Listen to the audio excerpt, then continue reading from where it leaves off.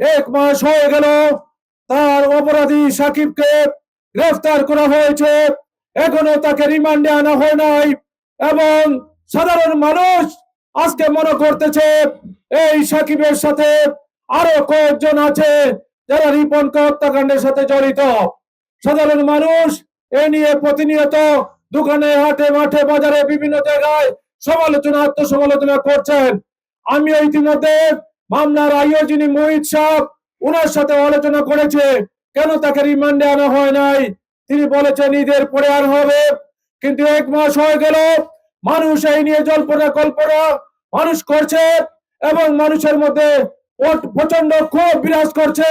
আমার ভাইকে নির্মম ভাবে যেভাবে কুপিয়েছে এই মরফি সাহেব সাকিব, তাকে সাধারণ মানুষ এভাবে একজন মানুষকে আঘাত করতে পারে না।